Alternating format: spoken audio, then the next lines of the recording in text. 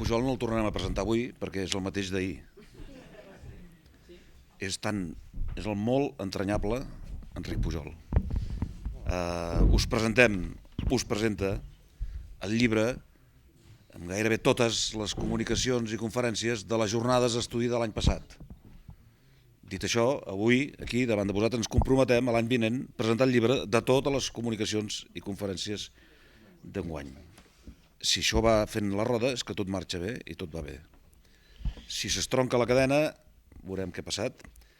Gràcies, Enric Pujol, per ser tan breu, concís i brillant com sempre. Gràcies. Bon dia a totes i a tots. Bé, es diu Constructors de Mentalitats, la idea ja és ben clara, no? Parla d'uns grans referents que malauradament molt sovint no ho són prou de referents o no són prou coneguts com per al gran públic com perquè ho siguin. De fet, ens centrem en aquest volum, se centren en Víctor Balaguer, Pi Margall, Àngel Guimerà, i l'herència seria més aviat de Josep Anselm Clavé, però també hi ha un darrer element que és diguem-ne, en Vilanova, en Martí Vilanova, figurenc un dels, per dir-ho així, col·laboradors amb Macià precisament amb la qüestió del complot de Prats de Molló. Comença el primer capítol amb un text de Manuel Pérez Nespereira. Manuel Pérez Nespereira té una extensa obra com a historiador, fa part d'un grup de recerca sobre història intel·lectual vinculat a la Universitat de Barcelona, és autor de l'Escola d'Administració Pública de la Generalitat, dels 100 anys, va fer el llibre sobre els 100 anys, ha treballat Prat de la Riba com a personatge i també ha començat a treballar la figura de Víctor Balaguer, i aquí el que fa és un primer lliurament un treball que suposem que és més ampli, centrat en el Balaguer, però no en tota la complexitat de la seva figura, sinó escull, en aquest sentit, un tast d'unes qüestions no tan conegudes, potser de Víctor Balaguer, no tant, per tant, per dir-ho així, la seva aportació literària, cultural, sí que fa una mica d'esment del que seria l'element historiogràfic, i reivindica aquest treball de memòria que fa Víctor Balaguer, de reivindicació de la pròpia història, contra la idea dels catalans com a rebels. Ell justifica aquesta rebel·lia en base al dret, en base a les lleis pròpies, amb una lectura que d'alguna manera nosaltres mateixos en som ara mateix hereus. Però després centra l'orientació del seu article en la qüestió de Víctor Balaguer com a cònsol català dels interessos industrials i catalans a Madrid, amb un Madrid que justament no afavoreix aquests interessos industrials i defensarà, com sabeu, aquesta qüestió més de caràcter lliurecanvista d'una manera molt inconscient, perquè no veu la necessitat d'estructurar una indústria pròpia. Ell mateix reconeix, ja com us he dit, que tot el tema dels jocs florals i aquests elements més de caràcter literari els deixa per una altra ocasió, fent esment també de la seva aportació de Balaguer en el que és la institució de la Biblioteca Museu a Vilanova i la Geltrú, i de fet esperem que aviat ens pugui donar una visió més completa de tot aquest personatge, en el qual aquí ja teniu aquesta primera avançada. Hi ha un segon capítol. El segon capítol és d'en Jaume Montés, dedicat a Pi Margall. Aquest Jaume Montés potser és l'article més acadèmic, no? Aquest Jaume Montés està preparant la tesi sobre Pi Margall, sobre la ideologia política de Pi Margall i sobre el que seria el federalisme, aquesta idea de federalisme que serà un dels principals representants. Però en l'article que presenta en el llibre, el que fa és veure com ha estat rebut aquesta aportació de pensament de Pi Margall al llarg del temps, en la modernitat. Ell parla de 3 grans moments de recepció de l'obra de Pi Margall, un primer moment que s'inicia a finals del XIX i que arriba fins a la Segona República Espanyola, en la qual Pi Margall és presentat com un gran dirigent republicà, per tant, com un pioner, com una figura mitificada i és reivindicada pels sectors polítics republicans. Això seria un primer moment, per tant, una visió molt acrítica del que seria el pensament de Pi Margall. Un segon moment és quan es produeix el centenari del sexenni democràtic, de la Revolució del 68. Estem parlant, per tant, de la segona meitat del segle XX.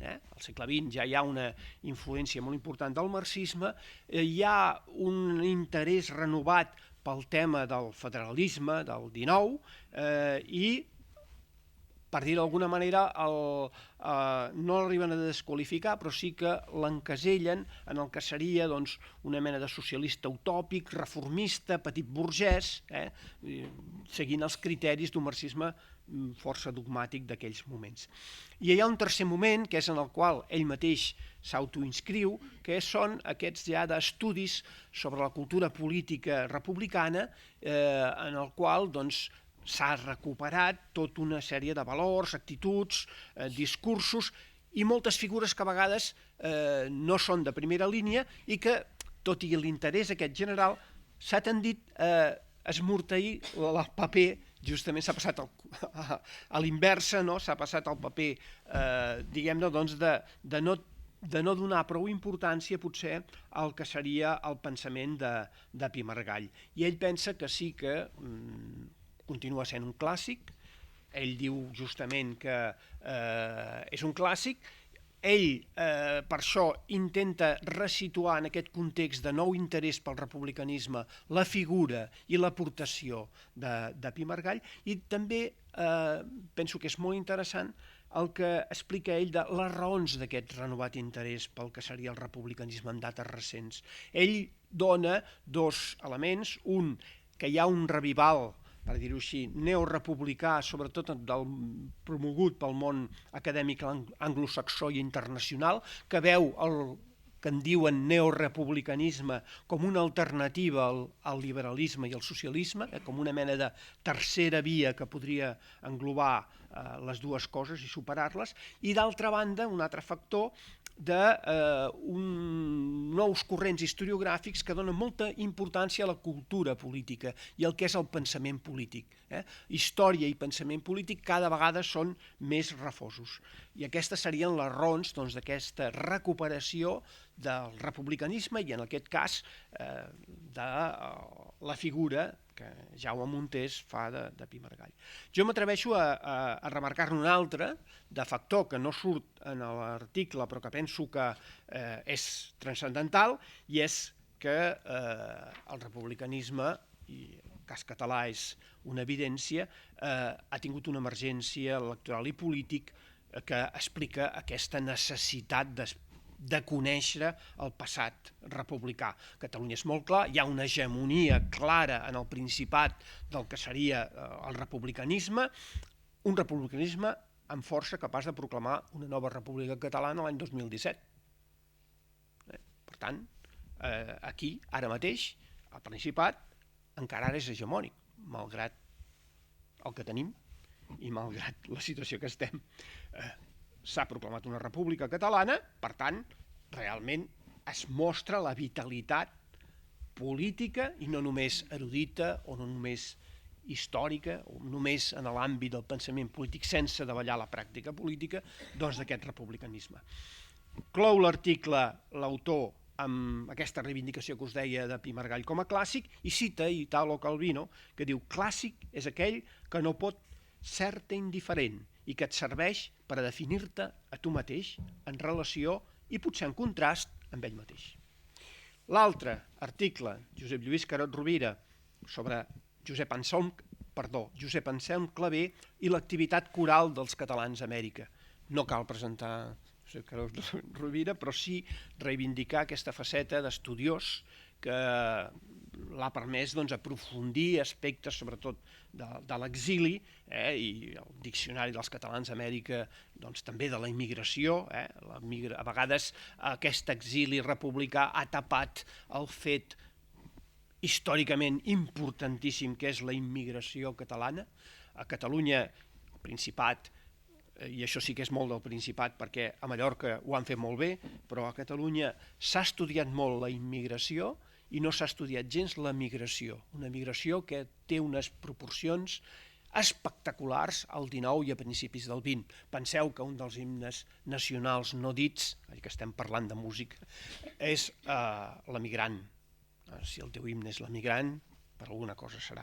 Doncs bé, Josep Lluís Carod Rovira el que fa és repassar justament el que en podríem dir l'herència de Josep Anselm Clavé en aquest món americà, dels catalans d'Amèrica.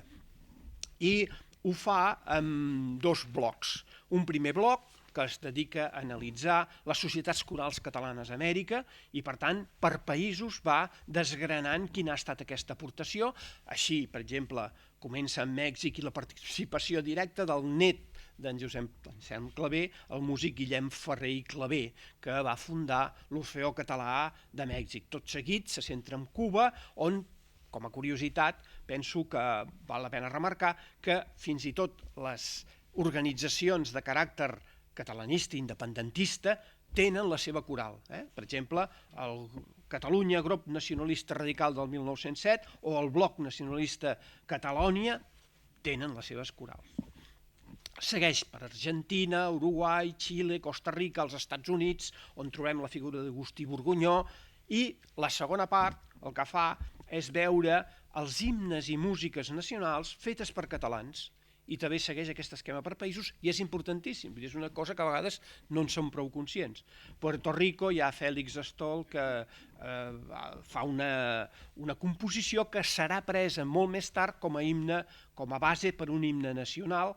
A Cuba hi ha una aportació molt rica, Rafael Palau té una cançó sobre la Palma que era el símbol de la revolta independentista, Saumell, Manuel Saumell i d'altres. A l'Argentina també és molt important l'aportació, en Blai Parera també farà un himne oficial ja a principis del XIX, Leopold Corretger, Antoni Morera, que era el pare de l'Enric Morera, Manuel Jovés, que serà un compositor de tangos que en Gardel musicarà.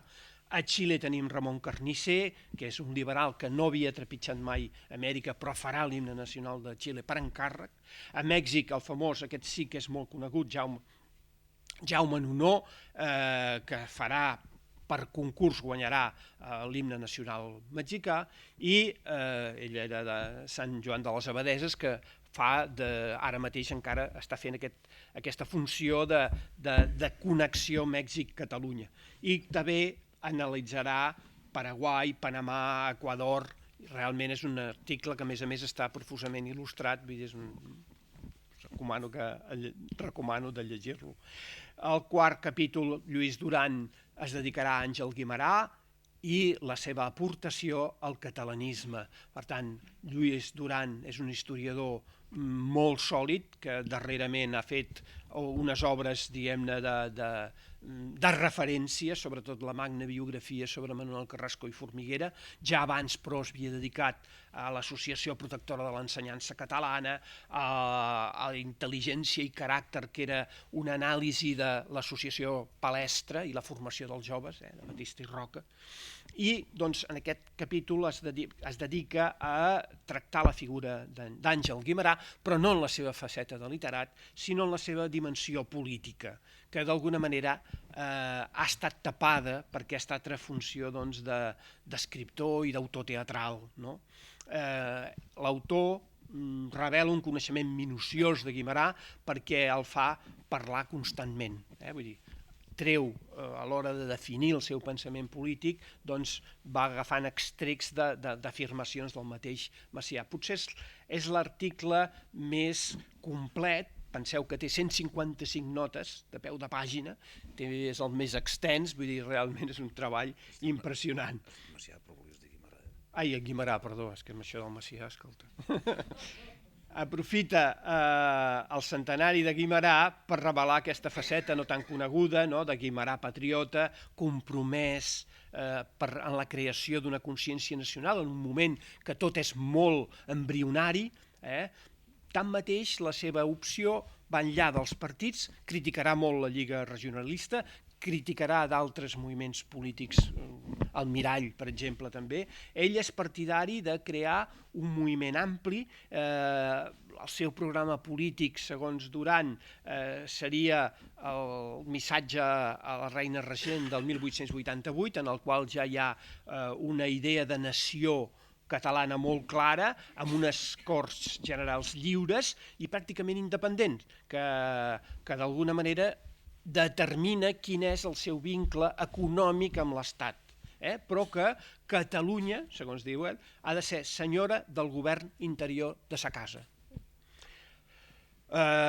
I naturalment també parla de l'acció en favor de la llengua, el famós discurs a l'Ateneu Barcelonès del 1895, que inaugurarà això que serà la penetració i la catalanització de la vida cultural catalana. De fet, això és el que el converteix, i la seva obra teatral, que tampoc no és aliena a un element de pensament catalanista, doncs el fa un personatge molt i molt popular.